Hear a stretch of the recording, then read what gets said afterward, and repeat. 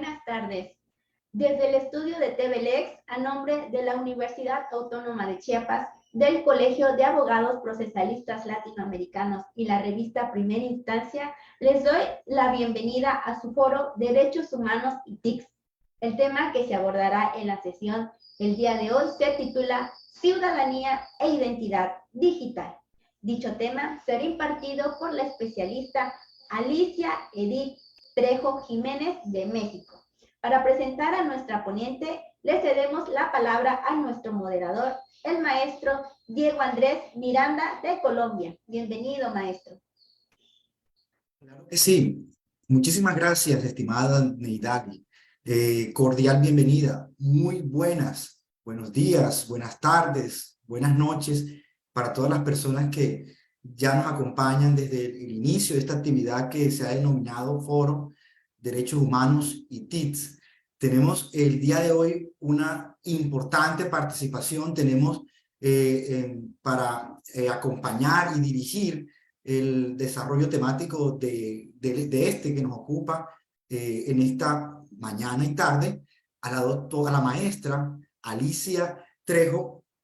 Ella es una gran profesionista del tema del derecho informático, pero muy particularmente la maestra Alicia Trejo es maestra en Derecho por la Universidad Nacional Autónoma de México. Es abogada digital certificada por la Academia Mexicana de Derecho Informático y recibió además la medalla Alfonso Caso al Mérito Académico por parte de la Universidad UNAM, de la cual se graduó con mención honorífica. Nuestra estimada maestra cuenta además con importantes estudios en Derecho Informático y Transformación Digital, como lo es el que cursó en el Instituto Tecnológico de Massachusetts, específicamente en el programa de Transformación Digital. Pero además cuenta también con otros estudios en este ámbito, como lo son diplomados en Derecho Digital, Compliance, Protección de Datos Personales, así como Inteligencia Artificial, Gobernanza de Datos y Evidencia Digital. Entonces, pues tengo el gusto de compartir con ustedes este gran personaje que es mi estimada maestra Alicia. Bienvenida, siéntase en este espacio, en su medio. Este es un espacio que vincula a muchos profesionistas y profesionales de Latinoamérica y que estamos muy complacidos de contar con su presencia este día. Bienvenida, maestra Alicia. Muchas gracias, Diego. Agradezco las palabras inmerecidas que acabas de comentar. Agradezco la invitación a la Universidad Autónoma de Chiapas, al Colegio de Abogados Procesalistas Latinoamericanos, Diego, Neidali, les agradezco también este espacio. Pues bueno, muchas gracias, Diego. Como saben, el día de hoy se va a platicar sobre ciudadanía e identidad digital. Y si me lo permites, Diego, elaboré una presentación para irles compartiendo ahí algunas ideas. Si lo consideras oportuno, vamos haciendo esta plática más dinámica de alguna intervención. Adelante, que sea dinámico. Lo importante es que aportemos, ¿no?, a esta cultura jurídica y de transformación digital. Claro que sí, por supuesto. Adelante, estimada maestra. Gracias, muy bien. Pues no sé si se alcanza a ver bien. Sí. Excelente. Sí. Pues bueno, buenas tardes a todos, un gusto saludarlos en este día, esperando que se encuentren muy bien. Pues el día de hoy la finalidad es poner una aportación respecto a los temas que se están viviendo en el mundo sobre ciudadanía e identidad digital y que nos invaden o nos afectan a todos. Finalmente, todos estamos involucrados en el entorno digital y todos tenemos una identidad digital. Y derivado de eso tenemos que tener cuidado en cómo la protegemos, en cómo la ejercemos. Para este efecto, primero les quería platicar de la ciudadanía digital, precisamente porque estamos hablando de un foro de derechos humanos. Y bueno, aquí quisiera comentarles que es importante entender que nosotros, al estar participando en un entorno digital, al estar utilizando tecnologías, pues realmente nos estamos acercando de una manera más dinámica a la sociedad, a la economía, a retos que representan diversos sectores, ¿no? Y es precisamente que ahora ya tenemos un carácter de ciudadanos digitales. Ciudadanos digitales son aquellas personas que utilizan la tecnología y precisamente van interactuando en la sociedad, en la política, en el gobierno, con una efectividad. Una efectividad mayor que inclusive la que tenemos en el mundo analógico. Aquí decirles, ¿por qué es importante la identidad digital? Bueno, la identidad digital, y bueno, es importante porque va involucrada con la ciudadanía digital y nos ayuda también a ejercer derechos, y también es un derecho humano que ahorita les voy a platicar. La UNESCO nos define la ciudadanía digital como un conjunto de competencias que nos facultan para acceder a determinados entornos, que era lo que les decía, ¿no? Sociales, económicos. Y la UNESCO le da un enfoque muy importante a que sea de manera crítica, ética y eficaz. ¿Por qué? Porque finalmente no se necesita solo participar en el entorno digital de una manera pasiva o solo como receptores, sino haciéndolo cuidando el entorno y cuidando también nuestros derechos. ¿Por qué? Porque hay riesgos que tenemos que prever en el entorno digital. En el libro de Identidad, Ciudadanía Digital, Internet, Sociedad y Participación, se define la identidad digital de una manera muy concreta. Capacidad de participar en la sociedad en línea.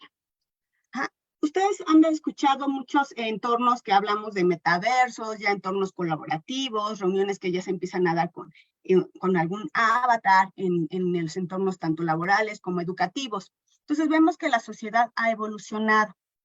También vemos esquemas donde ya se está ejerciendo un voto electrónico, empezamos a ejercer derechos de manera electrónica, por ejemplo, cuando vamos a un banco, pues ya nos evitamos ir a una sucursal, ahora lo hacemos en línea. Entonces estamos ya ejerciendo esos derechos en ese entorno digital. Y es precisamente lo que nos permite la ciudadanía digital, esa participación en la sociedad a través de esos medios tecnológicos y a través de lo que más adelante veremos que es la identidad digital. Estimada maestra. Sí, Diego, adelante.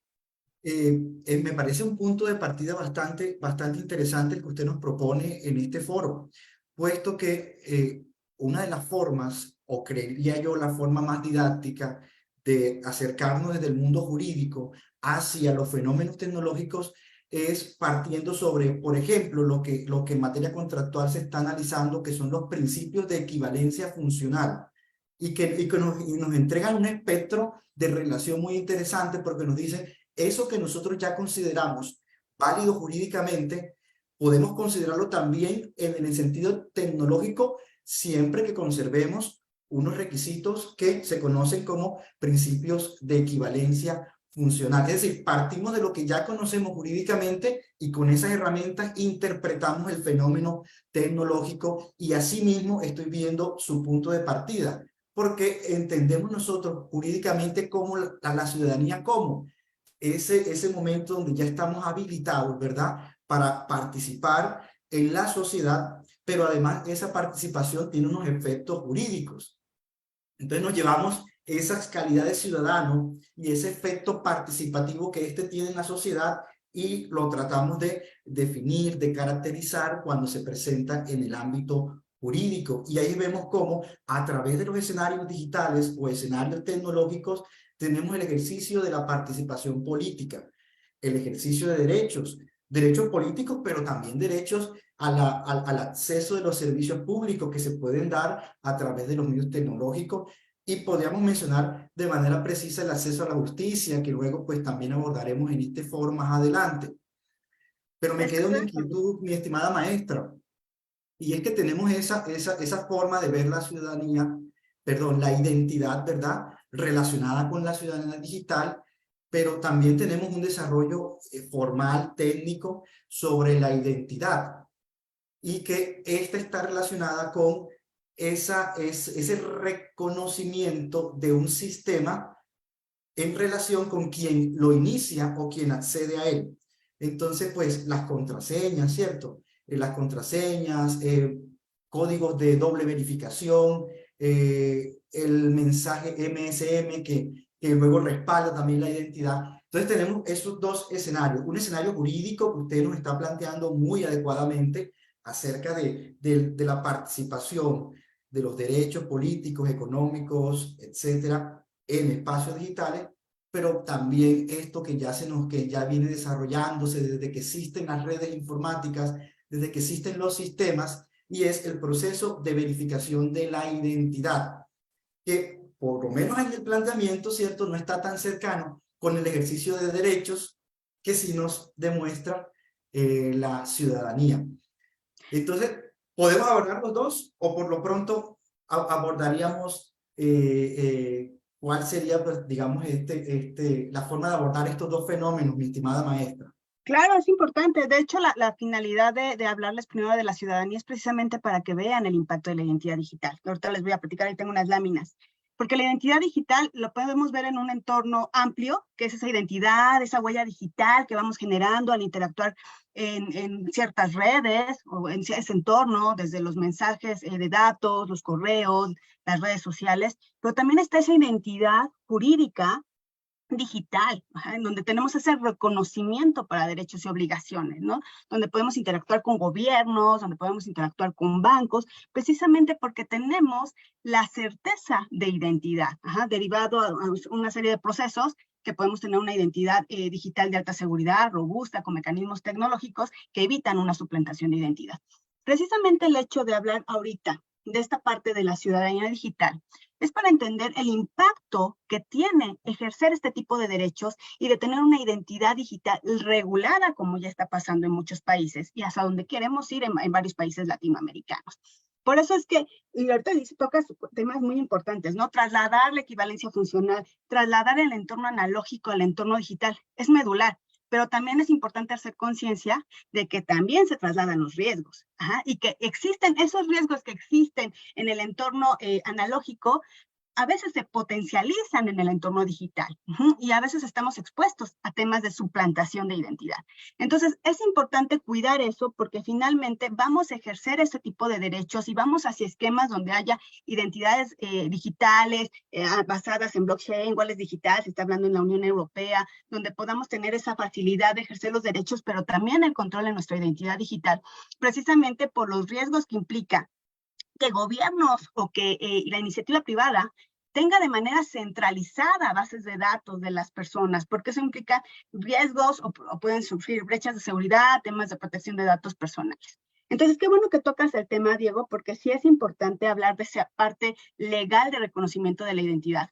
Por eso es que aquí yo comentaba, en el tema de la ciudadanía digital, donde vamos a involucrar la identidad digital, ahorita lo van a ver, es que necesitamos involucrar la participación de empresas, sociedad civil, academia, organizaciones. Vamos a tocar temas, por ejemplo, de objetivos de desarrollo sostenible. En la Agenda 2030 de Naciones Unidas se está tocando un tema donde se debe de tener una sociedad participativa, una sociedad donde no haya esa discriminación y donde haya un reconocimiento de la identidad, porque lamentablemente en el mundo hay 1,000 millones de personas sin una identidad jurídica.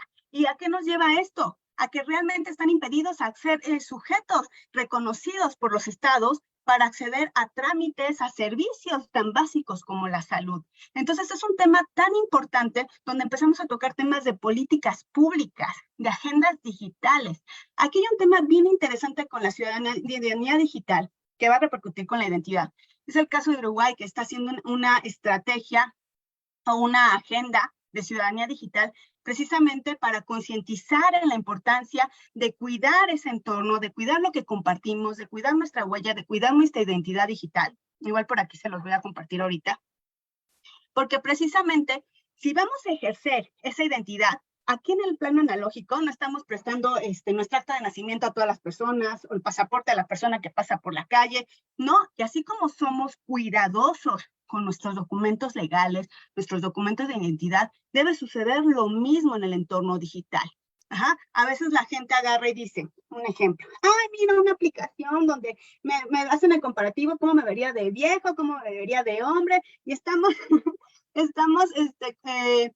logrando que empresas guarden nuestros biométricos. O sea, dice por ahí, se dice muy bien, ¿no? En la doctrina, lo que es gratis no es gratis. Finalmente, tus datos personales tienen un valor. ¿Qué es la identidad digital? Es eso que nos distingue. O sea, no es tan fácil como decir, ay, no pasa nada. No pasa nada de repente ya no tener fondos en una cuenta bancaria porque hicieron una suplantación de identidad, o porque uno no resguardó sus contraseñas, o porque uno prestó su certificado de firma electrónica avanzada que no debería de pasar con la contraseña y la usó el contador, que lamentablemente son prácticas que suceden No sé si suceden en Europa, pero en América Latina sí suceden, en México suceden. Y entonces tenemos que ser conscientes de que somos nosotros los responsables, de que tenemos un derecho humano reconocido en instrumentos jurídicos de ordenamientos nacionales e internacionales, el derecho humano a la identidad. Pero si ese derecho humano no lo estamos cuidando, porque estamos compartiendo nuestros datos biométricos, nuestros datos personales con N cantidad de entes, decía un docente de España, pues eso es una prostitución de datos personales. Y qué feo suena, pero es la verdad.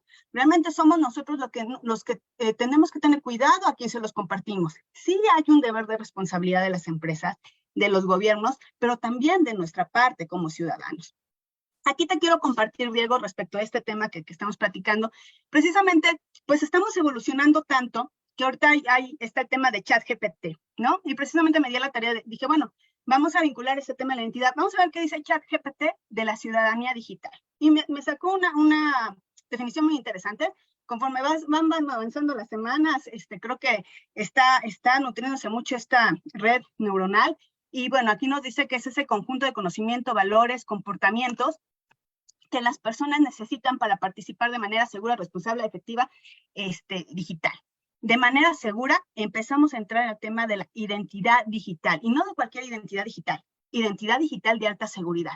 Imagínate que estás en el metaverso, que estás en un entorno, en una junta, o estás, no sé, en algún evento en el metaverso, necesitan verificar tu identidad. Si no tenemos esa identidad digital segura, realmente se pueden dar temas que ya sucedieron en entornos de metaverso, de acoso sexual. Imagínate temas donde son entornos para menores de edad y haya pederastas, o temas donde estamos hablando de una negociación en un entorno de metaverso y resulta que entró alguien suplantando la identidad.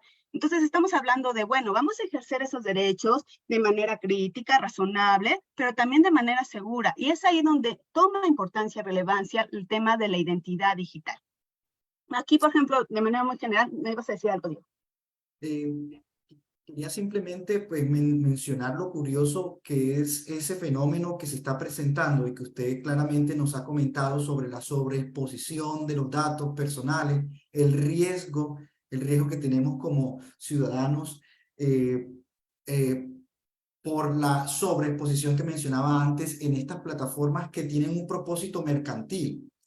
Y es que plataformas como Facebook, plataformas como Instagram, como TikTok, como en general todas estas que tienen su finalidad es la de el entretenimiento y la de y el marketing digital, nuestros datos personales pueden ser sujeto de un insumo para organizaciones criminales, como la suplantación, pero también ese tipo de abusos que hemos percibido los consumidores en términos generales cuando nuestros datos personales de repente los tiene una empresa que se dedica a hacer marketing telefónico. Entonces de repente nosotros los ciudadanos, ¿cierto? Nos encontramos en un momento, digamos, colapsados de tanta oferta mercantil y que nos llaman por nuestros canales privados inclusive. Esto se está presentando igualmente en el escenario digital, en donde nuestra información de consumo, nuestra información acerca de la ubicación geográfica, nuestra información acerca de nuestras tendencias de consumo, nuestras visitas, va alimentando poco a poco una base de datos personales que tienen estas empresas y que luego son usadas para propósitos mercantiles. Y que nos preguntamos, ¿por qué si yo estaba conversando o estaba interactuando de repente con tablets o con maletines, tengo una publicidad enfrente y lo consideramos como un acto abusivo? Y nos preguntamos, ¿será que me están escuchando? Pero no hay necesidad de eso. El análisis de datos y el análisis del comportamiento del usuario en plataformas tecnológicas le da la capacidad a la inteligencia artificial inclusive de predecir conductas, y ahí vemos esos mensajes publicitarios que insisto, están afectando nuestra capacidad como ciudadanos y como pertenecientes a un mercado que pues era solo tradicional, pero ahora es tradicional complementado con lo digital o en algunos escenarios solo digital. Por eso quería hacer, digamos, ese comentario, mi estimada maestra. No, excelente comentario, Diego. De hecho, ahí sí está que se me viniera a la mente el tema de Cambridge Analytica con Facebook cuando se ganan las elecciones de Donald Trump. Ahorita estás tocando un tema de la identidad digital en una perspectiva amplia, no esa identidad digital legal donde hubo una validación por una base de datos confiable. Hay una serie de componentes que ahorita les voy a platicar donde tengo la certeza de que soy Alicia Trejo, ¿no? Sino esa identidad digital donde están mis gustos, mis experiencias, mis afinidades, hasta políticas, culturales, que son aprovechadas por empresas que capitalizan con eso, y más grave, que han sido aprovechadas por gobiernos, precisamente para incidir en resultados de elecciones de presidentes. Y fue un caso muy sonado, Cambridge Analytica, Facebook, que inclusive Zuckerberg tuvo que ir a dar declaraciones al respecto. Y es el tema que tocas, Diego. Finalmente es que nuestros datos, esa parte que les te decía de la identidad digital, pues puede ser manipulada, puede ser llevada a las finalidades de entes que buscan algo en particular, ¿no? Finalmente a veces son intereses económicos, pero a veces son otro tipo de intereses ilícitos, que pueden repercutir en mi esfera jurídica, en mi patrimonio o en otros entes, ¿no? En otras instituciones. Qué bueno que tocas ese tema, vamos a tratar esto porque precisamente cuando hablamos de esas problemáticas que acabas de tocar, Diego, es cuando hablamos de una concientización de la ciudadanía digital, de mis datos personales, de la identidad digital, ¿no? De quién soy en el entorno digital y qué comparto. Entonces, aquí toco un documento de la Estrategia de Ciudadanía Digital de Uruguay. Me gustó mucho porque refleja mucho hacia dónde tenemos que ir como individuos y como sociedad, y creo que lo resume muy bien, y esto lo podemos ver inclusive con otros gobiernos, ¿no? Uso responsable y seguro, y lo acabas de tocar, Diego. Primero, esa autorregulación, ¿no? ¿Qué comparto? ¿A quién lo comparto? ¿Por qué lo comparto? ¿Por qué me estás pidiendo? Ejemplo, voy a utilizar una aplicación, a lo mejor es para fotografías, y a lo mejor me pides mis 10 huellas digitales, y facial, y iris, y o sea, no. ¿Qué comparto? ¿Por qué lo comparto? Entonces empezamos a entrar a temas también de protección de datos personales.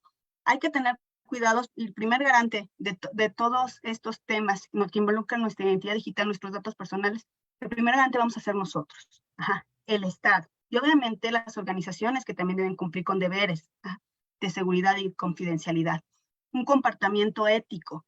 Nosotros como ciudadanos, como parte de la sociedad, compartir contenidos que a lo mejor únicamente es falso o quiere desvirtuar algo que no aporta a la sociedad. Entonces hacerlo con ciertos principios siempre. Ese comportamiento empático también es importante. Lo que voy a hacer en el entorno digital, cómo repercute a los demás. Ha habido jóvenes que se han suicidado precisamente porque han sufrido violencia digital, o violencia física que se traslada al entorno digital, que es lo que platicábamos hace rato, Diego. Esa parte de lo que vivimos en el mundo físico se puede potencializar más en el mundo digital.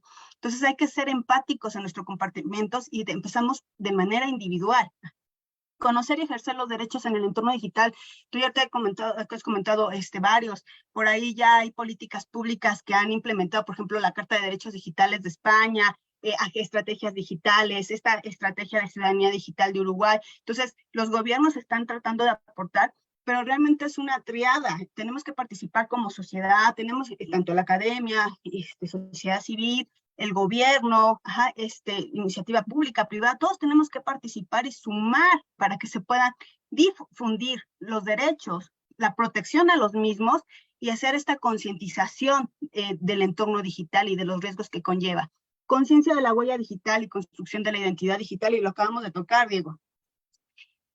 Tenemos que ser conscientes de que no es tan fácil que lo que subimos al entorno digital se borre. Finalmente se genera una huella digital, ¿no? Desde las interacciones y las cookies, ¿no? Que nos mandan esas preferencias, que estás hablando y de repente, hablaste, no sé, de un viaje a otro país y de repente ya te salen aquí promociones, ¿no? O cosas que a lo mejor tú estás hablando de manera muy privada con alguien y el dispositivo de repente ya está procesando esa información. Entonces, sí hay que pues cuidar este tema de las cookies, cuidar el tema de la huella digital, qué subimos, qué compartimos, qué fotos, en qué redes, por qué. O sea, finalmente, por ejemplo, a veces se puede llegar a poner en riesgo a los menores de edad porque la gente sube sus fotos, en qué escuela van, en dónde se encuentran, en qué horarios practican un deporte. Tenemos que ser muy cuidadosos con la huella digital. La construcción de la identidad digital, esta parte que tú ya tocabas, Diego, esta parte de la equivalencia.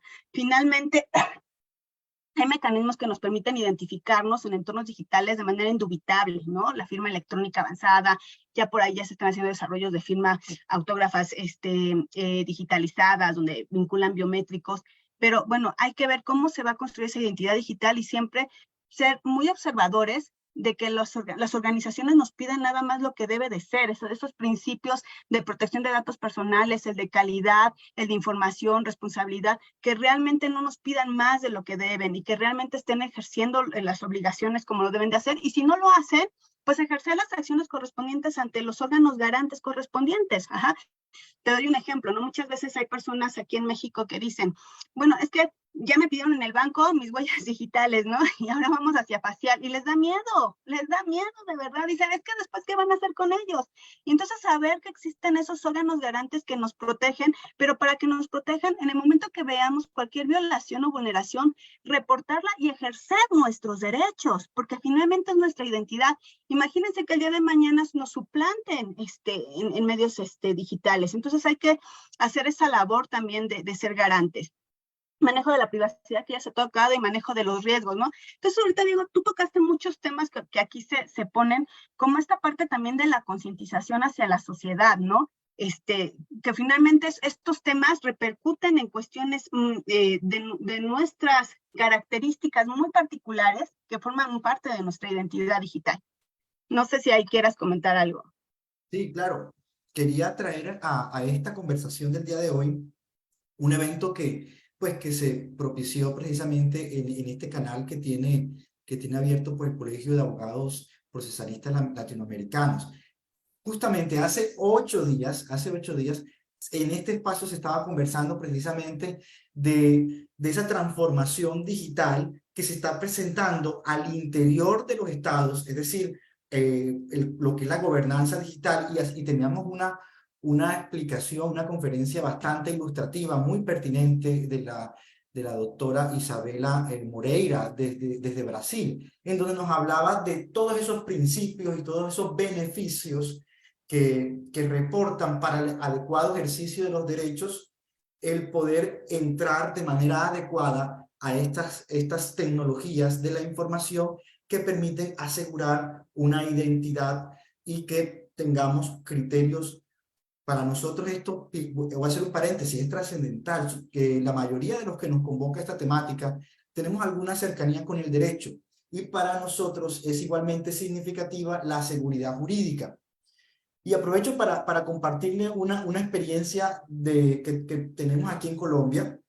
Aquí en Colombia hace poco, cuestión de una semana, pocos días más, se dio la primera audiencia en el Metaverso. Un juzgado que tiene pues toda su investidura, su jurisdicción, su capacidad, digamos, para ejercer, para emitir órdenes, desarrolla una audiencia en el Metaverso. Pues yo como asistente estuve durante la realización de la misma, y en relación a la identidad yo quiero plantearle a usted algo que a mí me pareció muy curioso, y es que el principio de identidad de las partes lo solucionó la magistrada, pues ponente de ese caso, de la siguiente manera. Digo, estamos en un metaverso que es propiedad de Facebook, y toda vez que las partes se encuentran, digamos, por decirlo así, ya inscritos, ya dados de alta dentro de esta plataforma de red social, el criterio de identificación se hace a través de la plataforma de Facebook. ¿Usted qué opina de eso? Yo lo vi un poquito preocupante porque ¿dónde está la neutralidad tecnológica, verdad? El principio de neutralidad tecnológica, por una parte, y ¿dónde está la seguridad jurídica de la identidad? Facebook tiene esa capacidad. Eso es lo que le quería compartir, y que nos comparte de su parte su apreciación. Muchas gracias, Diego. Qué interesante lo que me comentas en el momento de verificar la identidad. Igual por aquí te comento que quiero cambiar a este rubro porque lo que tocas es muy importante. Principalmente el tema de la identidad digital es lo que nos va a definir quién es y tener la certeza de identidad. Y eso es fundamental, y ahí podemos utilizar validación de identidad. Es decir, vamos a construir una identidad digital. Podemos hacerlo verificando en bases de datos nacionales, verificando datos biométricos. No es lo mismo que yo agarro y digo, Facebook ya con mi correo, no sé, de Gmail me verificó, y en el correo de Gmail yo puse que era John Lennon, ¿no? O sea, no. ¿Por qué? Porque la parte medular de esto es la verificación de identidad. Y la verificación de identidad parte de ¿a qué base de datos consultaste para ver que realmente la persona con ciertas características fisiológicas es quien dice ser? El resultado de esa comparación es coincidente, no lo es. ¿Qué identificación oficial utilizaste para verificar su identidad? ¿La identificación tiene elementos de seguridad o es un documento apócrifo? ¿Qué otros elementos utilizaste para verificar que esa persona no es un homónimo, es quien dice ser? Existen claves, en el caso de México existe la CUR, una clave única de registro poblacional, hay equivalentes en otros países. Y así nos podemos ir construyendo un sistema que se llama onboarding digital. ¿Qué es el onboarding digital? Es precisamente, antes de llegar a esta parte de la identidad digital, es ¿qué pasos previos realicé para cerciorarme de que la persona es quien dice ser? Porque no es lo mismo, y te voy a dar el ejemplo con estas autoridades certificadoras de Estados Unidos que te emiten un certificado de firma electrónica, y ya puse, pues soy te voy a dar otro nombre, ¿no? Soy Juan Pérez, ¿no?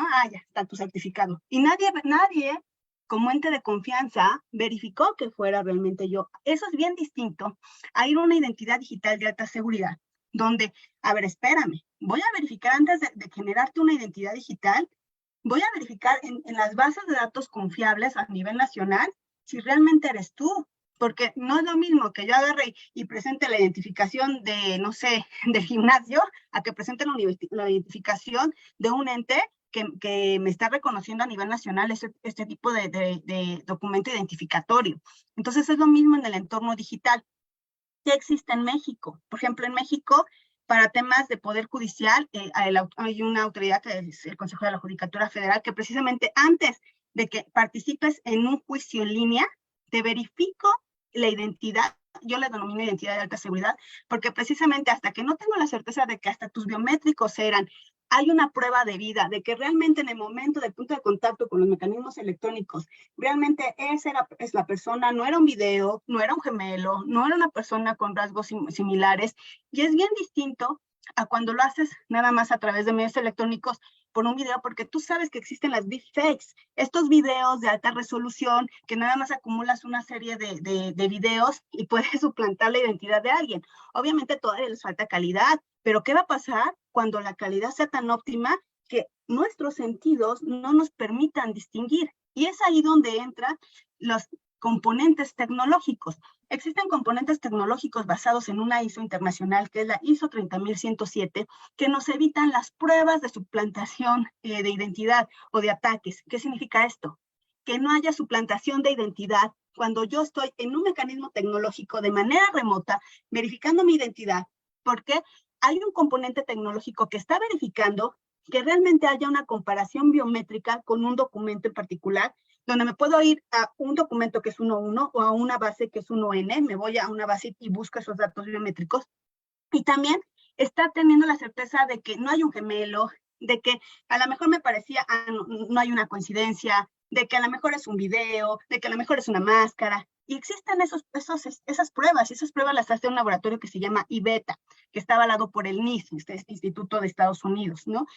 Pero este tipo de mecanismos es muy diferente a lo que tú me dices. Cuando dejamos que un proveedor tecnológico, un tercero, tenga esa responsabilidad de verificar la identidad, porque entonces no estamos hablando de una identidad digital de alta seguridad. Finalmente sí tengo evidencia digital, ¿no? Y el día de mañana, a lo mejor cuando alguien quiera impugnarme la identidad, pues yo puedo acreditar con toda la evidencia, mira el video, mira la voz, mira la grabación, mira voy a vincular el correo, pero pues tendré que demostrarlo con periciales, ¿no? Y a lo mejor es más complicado a que yo lo haga con que, mira el resultado de la Oficina Nacional, por ejemplo, en el caso de México, el Instituto Nacional Electoral, que dijo que había un 99.9% de grado de coincidencia con los biométricos, que los datos de la credencial para votar coincidían en todos con el Padrón Nacional Electoral.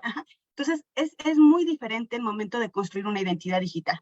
Es muy importante lo que dices, porque el entorno del metaverso, y es algo que se ha platicado ya en otras mesas, va a necesitar como un reto precisamente resolver el tema de la identidad digital, porque tenemos que tener la certeza de identidad precisamente por el impacto que tiene en la esfera jurídica de las personas y más aún en los gobernados cuando estamos hablando de la sustanciación de un juicio.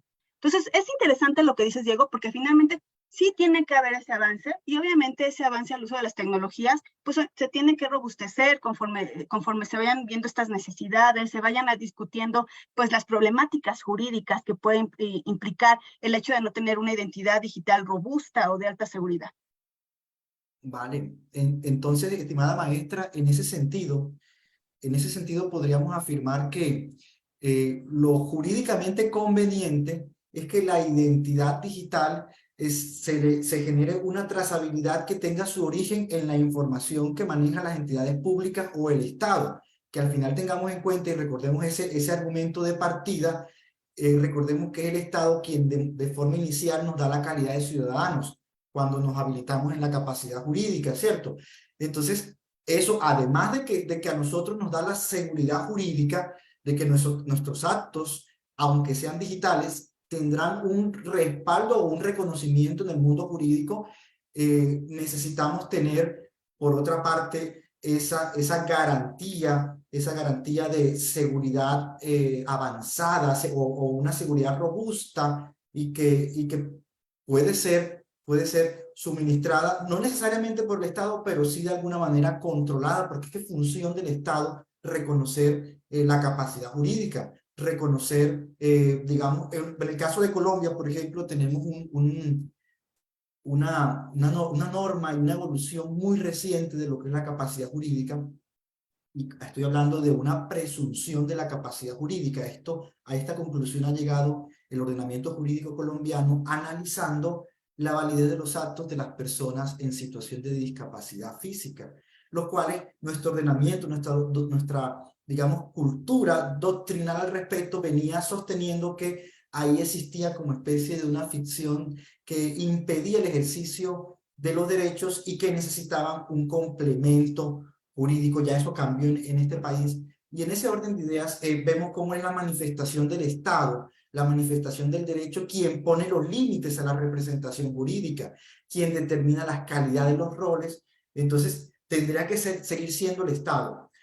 Además, porque vimos la semana pasada, pero ahora también nos vemos ya de manera muy particular en el ejercicio de derechos que tienen que ver con el mundo tecnológico, que a través de estos podemos pues ejercer o mejor crear una participación un poco más real en relación con la participación de personas que no pueden concluir a la participación física. Entonces masificamos ese escenario de derechos. Pero los estados, ¿cómo vienen haciendo esto? Entiendo que hay formas diferentes de estados. Por ejemplo, tenemos unos estados en donde el manejo de la información sobre la cual se construye la identidad, pues parte de la voluntad del titular. Ahí entrarían nuestros países occidentales, pero tenemos otros ejemplos de gobernanza digital o de esa regulación que hace el Estado de la identidad digital de sus ciudadanos, en donde ya no parte de la voluntad, sino parte de la obligación presente en la ley y que indica que esos datos son de uso público. Entonces, tenemos como que esos dos grandes mundos, ¿verdad? Que nos generan diferencias. Pero usted que es la experta, háblenos un poco más de eso y qué podemos nosotros detectar para enriquecer la cultura jurídica de nuestros países. Qué interesante todo lo que comentas, Diego, y muy acertado. Y fíjate que ahorita con todo lo que comentas, se me vino a la mente que una manera de describir esto es como esquemas de identidad digital. ¿En qué sentido? Finalmente, bajo un principio de legalidad, si nuestro marco normativo en determinada materia nos indica para que tú hagas una operación de manera remota o no presencial, vas a requerir verificar todos estos elementos para tener certeza de identidad, eso es lo que cumpliremos. Ese ejemplo, el caso de México para instituciones financieras, que es la identidad digital más robusta que hay, que yo le llamo de alta seguridad, que es la que te platicaba, ¿no? Bases de datos de biométricos, prueba de vida, validación de ciertas claves, y entonces se hace una solución de onboarding digital. Pero si el marco jurídico en particular no nos constriñe que sea de determinada robustez, por decirlo así, tecnológica, Entonces, y si tenemos elementos mínimos para verificar la identidad de una persona, pues entonces también es viable. O sea, no quiero decir que no es válido, también se puede hacer. En México también lo hacemos. Hay poderes judiciales donde llevan audiencias a través de videoconferencia y te puedo decir que no están verificando en ese momento datos biométricos. Es como si la persona estuviera físicamente, yo veo tu identificación, si se parece, tengo esta presunción, o lo que hacen los notarios, ¿no? También los notarios, si te parece, si coinciden sus rasgos, ¿no? ¿Qué es lo interesante de todo esto? Es que como sociedad y todos los sectores tengamos la conciencia de que podemos ayudarnos de las herramientas tecnológicas y de la vanguardia. Finalmente, eso nos evita riesgos. En el caso del sistema financiero, riesgos de lavado de dinero, riesgos de prevención para financiamiento al terrorismo. ¿Qué sucede en el caso de los juicios? Pues tener la certeza, la mejor identidad para que el día de mañana pues yo no tenga una nulidad de mi resolución. Pero entonces cuando tenemos que medir la criticidad, lo mismo sucede con la firma electrónica, por eso tenemos firma electrónica simple y vamos hasta la firma electrónica avanzada. Entonces lo mismo sucede en la identidad digital, es decir, no hay una receta que diga la identidad digital tiene que ser así para todas las materias y para todos los sectores. Y entonces vamos al ejemplo de la Unión Europea. La Unión Europea ahorita está desarrollando un wallet digital y en el wallet digital lo que ellos buscan es precisamente una identidad digital descentralizada y autosoberana, donde yo como individuo y titular de los datos personales sea quien gestione los datos y decida qué comparto y a quién la comparto. Pero los esquemas pueden ser diferentes en los países porque tenemos necesidades diferentes, tenemos culturas y avances diferentes. Caso de la India. La India, Aadhaar, es una identidad digital centralizada, y donde precisamente también vinculan los datos biométricos. Sí ha sido muy exitosa, pero también ha tenido problemas en protección de datos personales. Entonces, no hay una receta que yo te pueda decir, tiene que ser así para todos los países y para todas las soluciones, o para todas las materias.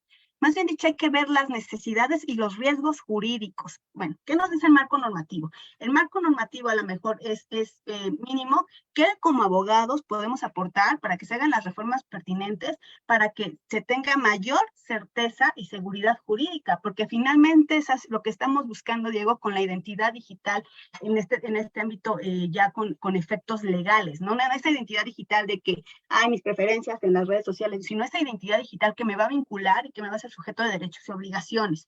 Entonces, ahorita comentabas unos temas bien interesantes de la voluntad, esta parte del gobierno, y es que sí, es diferente dependiendo de qué solución o qué entorno estamos tratando de prever o en el que tratamos de tener esa certeza de identidad, ¿no? Entonces, qué interesante lo que dices porque realmente me lleva a ese esquema de lo mismo que está sucediendo en la firma electrónica avanzada está sucediendo con la identidad digital. Estamos teniendo como diferentes identidades y con diferente grado de robustez tecnológica, pero finalmente válidas en el entorno jurídico. Muy bien, estimada maestra. Entonces, no existe una receta, ¿verdad? No existe una receta en términos de seguridad, seguridad alrededor de la identidad. Y bueno, pues coincidentemente, pero bueno, voy a rectificar, no es coincidente, es en armonía con nuestra cultura jurídica. Colombia pues también tiene ese mismo reto, el reto importante de la firma, de la firma que es resultado de esto que usted muy generosamente nos está explicando de la importancia de la seguridad. Sí. Y bueno, ¿qué otro tema? Ahí sí, digamos que así de su propia cosecha, que considere que es importante que la cultura jurídica latinoamericana tenga desde ya presente para estos retos que nos impone la era digital. Y vamos pues generando esos últimos temas para ir aportando reflexiones, mi estimada maestra.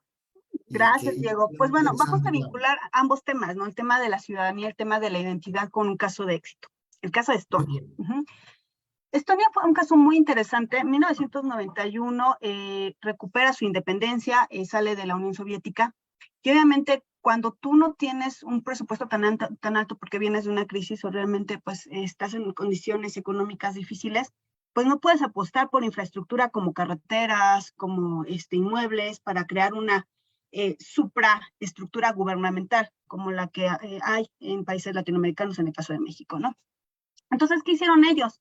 Finalmente apostaron por la tecnología y ha sido un caso de éxito muy interesante porque finalmente partimos de 1991, estamos en 2023 y realmente es el país que tiene mayor avances en tema de uso de la identidad digital.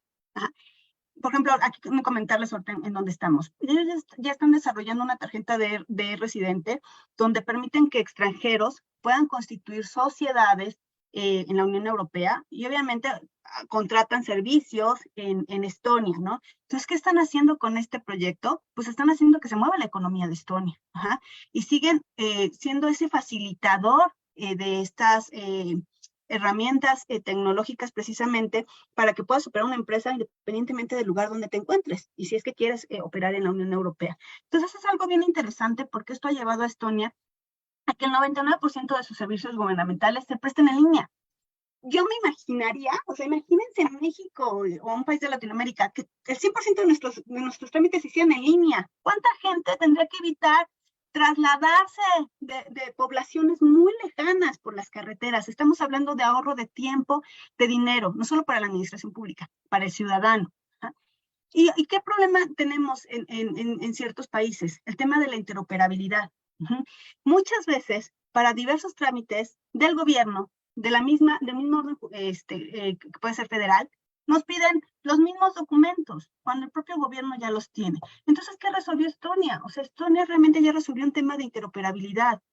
Y ellos están cuidando mucho de no centralizar precisamente para disminuir estos riesgos que siempre puede existir, un riesgo, siempre es latente, un riesgo de ciberseguridad. Entonces lo disminuye a tratar de distribuir estas bases de datos. Por ejemplo, 98% de las recetas que emiten son digitales. En el caso de México, por ejemplo, hemos querido implementar el expediente electrónico digital desde 2004 más o menos, y no lo hemos podido hacer. Entonces, también hablamos de un tema de voluntad política, porque a veces, pues, tenemos que ver, como bien decías tú, Diego, ¿qué hay detrás? ¿Cuál es el interés a lo mejor del gobierno en turno? A lo mejor no le interesan temas de ciberseguridad, a lo mejor no le interesan temas de transformación digital, y entonces no hemos tenido ese gobierno que empuje estas iniciativas, ¿no? En Estonia, el 99% de la población tiene una identidad electrónica. Entonces, imagínate todo lo que puedes hacer con la identidad electrónica. Reduces brechas reduces brechas de desigualdad, que las personas se les facilita el acceso a financiamiento, se les facilita el ejercicio de derechos, el acceso a trámites, a servicios. Entonces, eso es a donde se quieren llevar los proyectos de identidad digital en muchos países. En el caso de México, ahorita tenemos por ahí una iniciativa de la Ley General de Población, precisamente para que tengamos una cédula de identidad digital. Lleva detenida hace 2 años en el Congreso, pero bueno, por lo menos ha habido la intención y esperamos que muy pronto, por la misma necesidad que nos está llevando el mundo, tengamos nuestra cédula de identidad digital. 100% de las escuelas de Estonia y los gobiernos locales disponen de una computadora. Entonces estamos hablando ahí de que se está reduciendo esta brecha donde hay una desigualdad de acceso a esos equipos o inclusive de acceso a Internet. ¿Qué vivimos en los países latinoamericanos? A veces vivimos la problemática de que no todas las poblaciones tienen el acceso a Internet. Entonces tenemos que reducir realmente esas brechas de desigualdad para que podamos transformarnos digitalmente y obviamente enriquecemos de esa manera a todos los sectores de la población. Y bueno, ya te lo decía, Estonia ocupa el primer lugar de la Unión Europea en temas de servicios públicos digitales. Entonces, este es un caso bien interesante porque finalmente es algo donde podríamos ir, yo te decía, finalmente no es que haya una receta tal cual, sino cada quien la debe de adaptar a las propias necesidades de la región. Sí, es bueno tomar lo que han hecho o lo que han tenido de experiencia. Obviamente son condiciones muy distintas, 1.3 millones de habitantes, en el caso de México somos 126 millones de habitantes, entonces son condiciones muy distintas, pero podemos tomar cosas buenas y adaptarlas hacia casos muy específicos, ¿no? Hay otros casos muy interesantes, por ahí te comentaba el de la India, pero bueno, creo que con esto podemos ir cerrando que el tema de la ciudadanía digital, el tema de la identidad digital, nos lleva realmente a tener, primero, conciencia de que no es solo tener un equipo de cómputo o tener el Internet, que realmente día a día estamos ejerciendo nuestra identidad digital. Nuestra identidad digital no duerme. sigue en el entorno digital. Entonces, tenemos que ser muy conscientes de cuál es ese alcance jurídico de la misma, cuál es nuestra responsabilidad de cuidarla, cuál es la responsabilidad también de los gobiernos de protegerla y de los organismos privados, ¿no?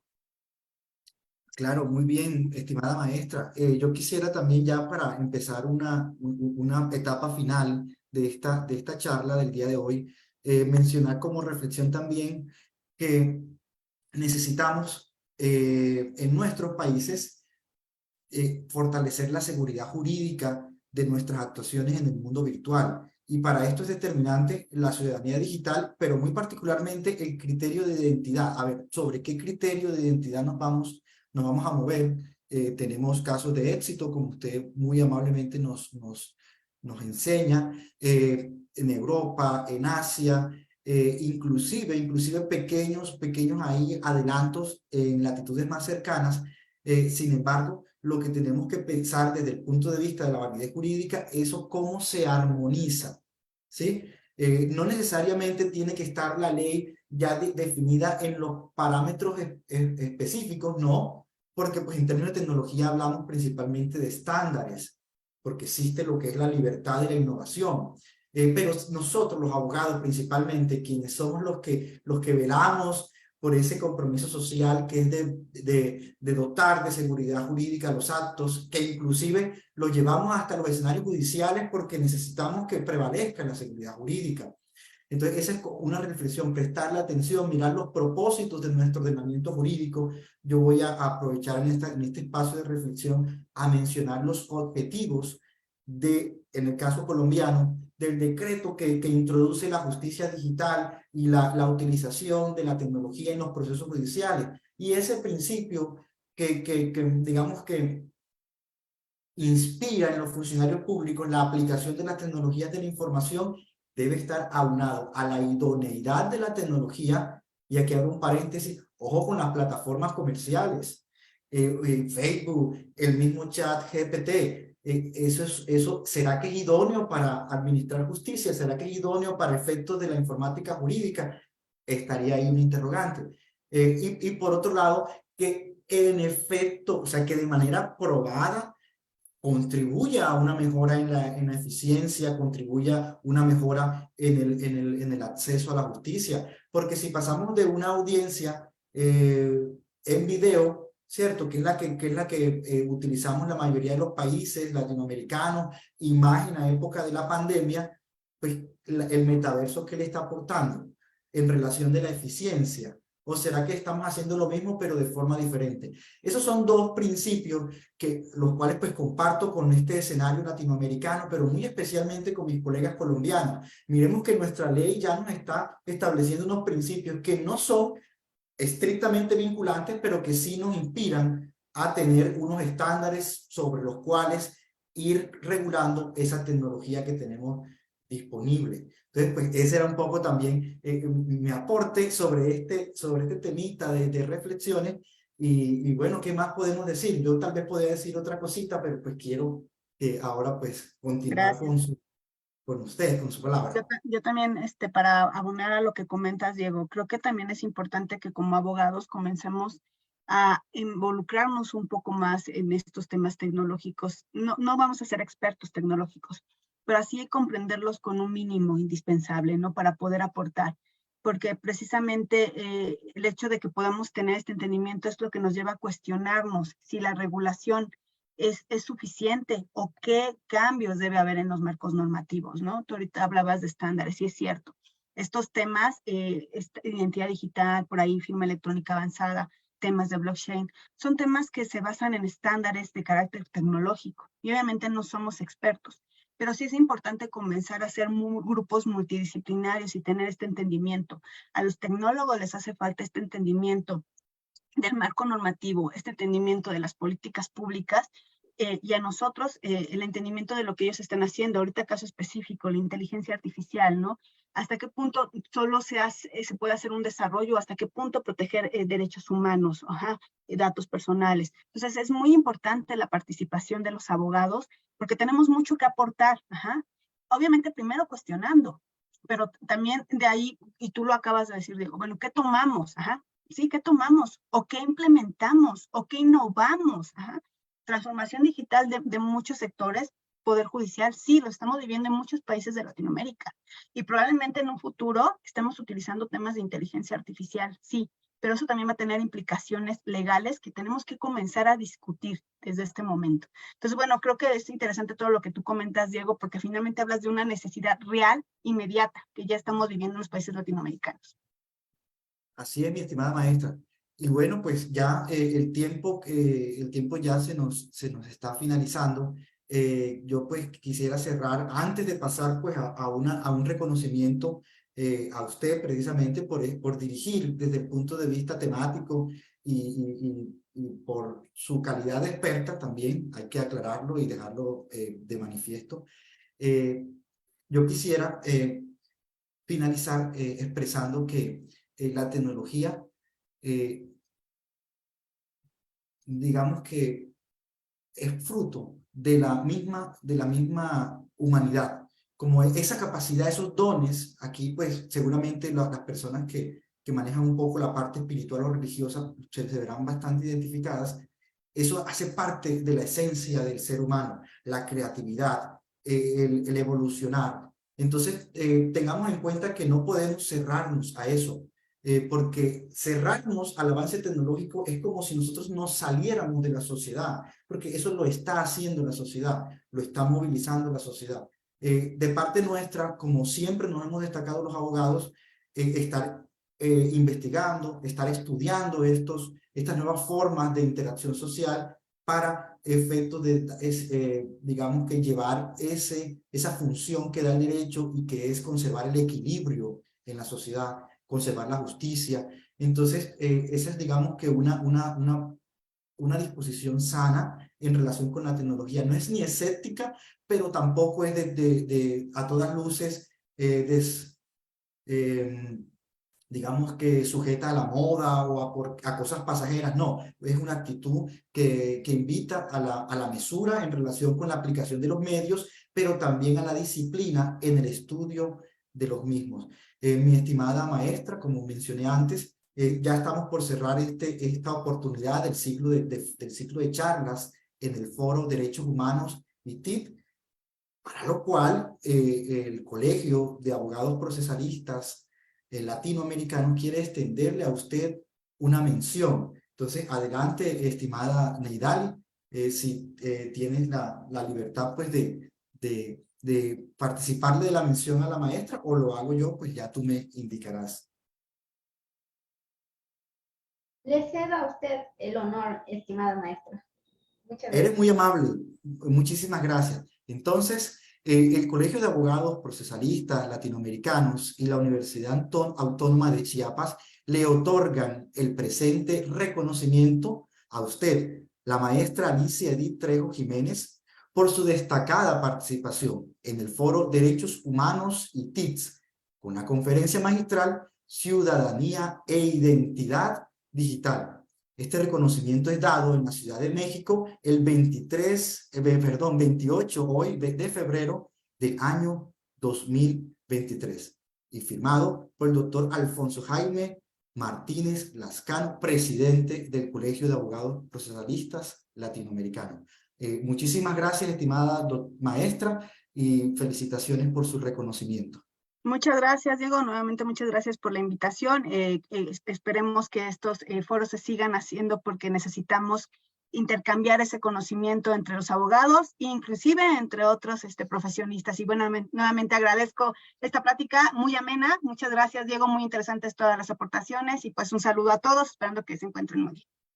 Gracias, Neida. Muchas gracias también. Bueno, pues muchas gracias, estimada maestra Alicia Trejo, por su excelente participación. A usted también, estimado maestro Diego, gracias por su excelente moderación.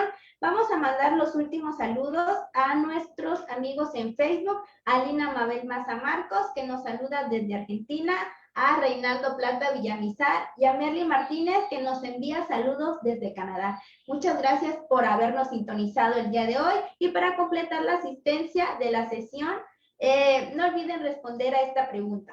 ¿Cómo se puede garantizar la identidad cuando hay tanta tecnología que puede falsear la imagen de una persona? Envíenos su respuesta con su nombre completo a revistaprimerainstancia@gmail.com y nos vemos el próximo 14 de marzo en una sesión más de su foro Derechos Humanos y TICs con el tema La libertad de expresión en entornos virtuales a cargo del especialista Leonel Groisman. Hasta pronto.